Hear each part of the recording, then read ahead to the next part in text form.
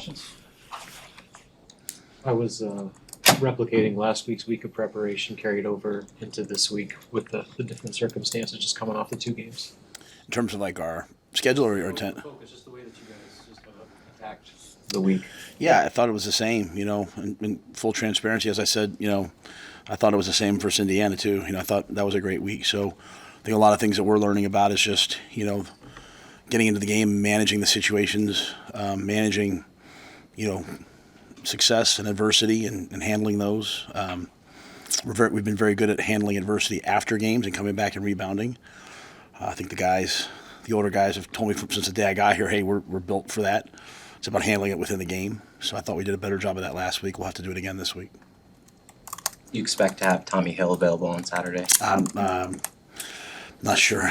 He's practiced a little bit. He didn't practice Tuesday, practiced a little bit Wednesday, but I'm not sure. With that secondary, they've forced an interception in every game but one this year. I mean, just what do you like about the way that they've been able to force those turnovers? Yeah. Well, we're beat up. That's we don't have Malcolm. We don't have Tommy. Potentially Tommy. Malcolm's doing his best to get back, but I don't think that he will. So we'll be counting on some other guys as well. But they're competitive. Part of that is we have a great rush. So that helps. I think everything on defense is interrelated. Now we're seeing an offense this week led by Coach Bieniemy that's truly a West Coast rhythm offense. The ball's out. Quarterback hits his third step, the ball's out. One hitch, the ball's out. They're not built to turn the ball over.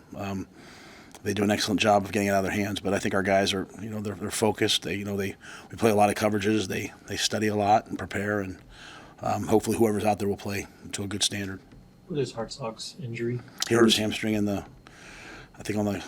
first drive of the fourth quarter in the last game. So Jeremiah went in and played most of the rest of that after he was down.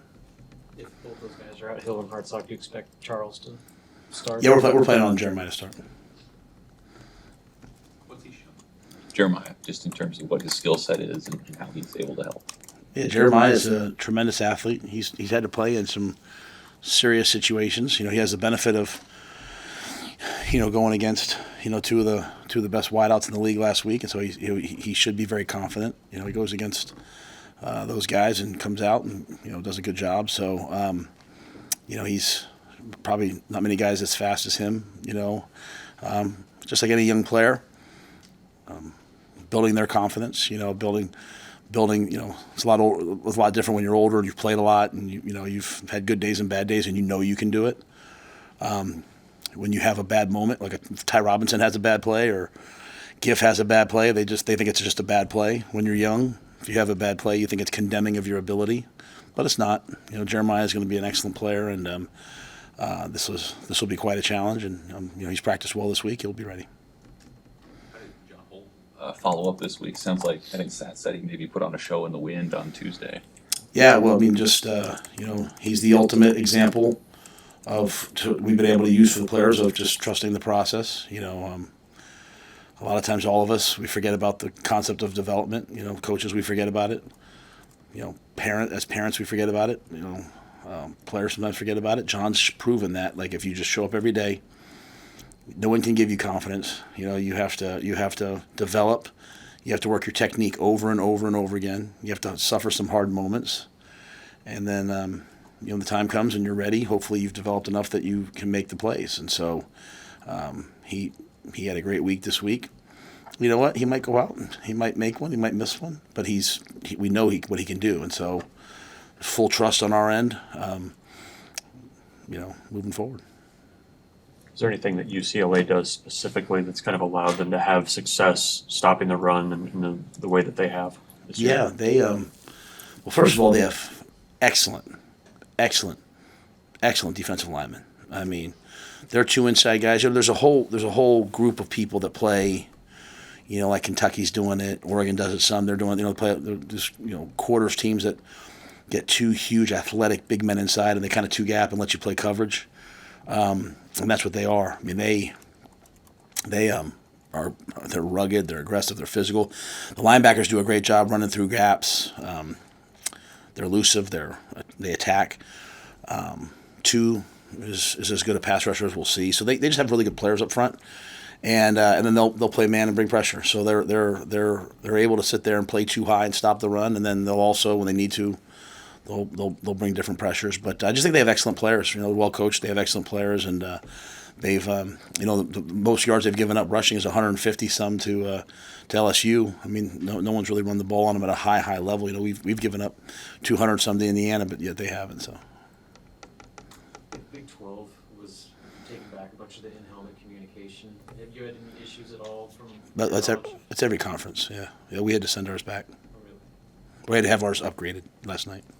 Do you anticipate getting them back, like, before the game? Like, what's that look like? Yeah, I think ours are done. Yeah, we are. Yeah. It's the first I heard of it yesterday. I got a call from a coach saying, "Hey, there's some sort of issue," and I wasn't involved in it. Susan and those guys were involved in Jay getting it upgraded. So hopefully everything's secure. Never had any issues or anything that you noticed from that? Well, I would think if someone was listening to what we were saying, they probably wouldn't tell us. So it's the first I heard of it yesterday. I know teams have known about it. Some teams have known about it. We didn't. So I don't really know much more than that. But hopefully nothing happened. Non-integrous.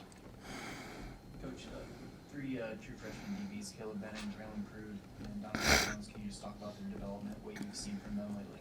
Yeah, we took them on the trip. The hope was, I think Donovan played early one game. They've been doing a really good job practicing first on the scout team and then moving over. And we've used some, like, Larry, Tarver, Amari Sanders. They used some of their games early, But I think we have a group of guys over there that will come out of this year with a bonus year, and but can help us down the stretch. So I think I'm not saying you will, but you could see some of those guys play on special teams. I think you probably will see Donovan a little bit this week. It's a long season. We're coming down the stretch here with 4 games left, and we have some guys who can help us with depth and also with special teams. So, but I'm really happy with that group. I think they've worked really hard, practiced really hard.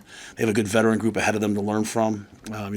Guys like Mario Buford have been playing all year, but those other guys they'll help us hopefully. Are there still guys that could go either way in terms of their red shirts at this point? No, I wouldn't. Yeah, I wouldn't burn anyone's red shirt at this point.